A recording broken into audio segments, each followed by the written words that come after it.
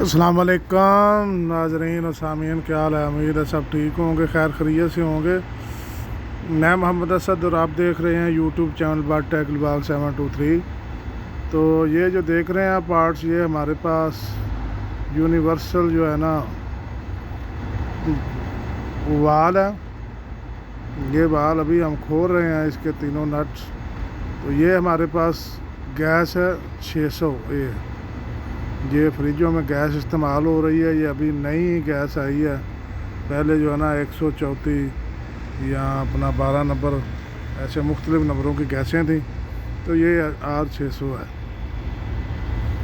तो ये हमारे पास वाल है। वाल को अभी हम खोल रहे हैं। ये अभी दोनों अलग-अलग हो गया। तो ये कंप्रेसर पे भी आप देख रहे हैं, ये जो अलामत है ये R600 गैस की अलामत है। ये इन्वर्टर कंप्रेसर है। ये अभी हम वाल जो है ना इसकी जो डिस्चार्ज लाइन है अपना, ये जो चार्जिंग लाइन वाली जो है ना लाइन, उस पर हम इसको फिट कर रहे हैं। इसके जो है ना 3 नाटें हैं। तीनों जो है ना हल्कियाँ हम अलग-अलग लगा के बार बार अपनी अपनी जगह पे, तो इनको अच्छी तरह टाइट कर देंगे।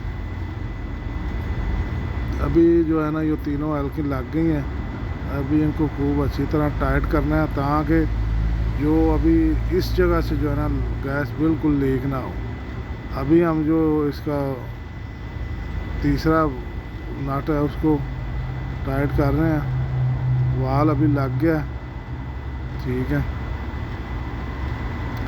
तो इसे जो है ना वाल हल्की के साथ जो इसका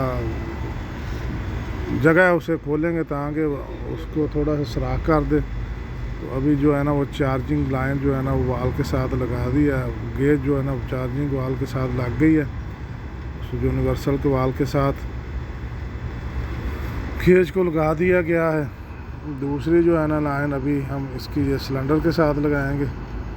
ये सिलेंडर के साथ एक सा लाइन लगा दी है। दूसरी लाइन जो है ना गेज की, वो कंप्रेसर को जिधर वाल लगाया उस वाल के साथ लगा दिया और गैस खोल दिया ताकि गैस को अभी हम जो है ना फिल करें। तो ये वाल लगाने का मकसद ये है कि हमारे पास वेल्डिंग नहीं था, लेकिन वाल मौजूद है। वाल यार चार्जिंग लाइन पे लगा के तो उधर लगाने। अभी फ्रिज को ना गैस थोड़ी डाल के चालू कर दिया, रेडी कर दिया। ये गैस अभी चल रही है। तो ये हमारी वीडियो थी, आपको बता रहे हैं कि वायल लगाने का क्या मकसद है। अगर वीडियो अच्छी लगे लाइक करें।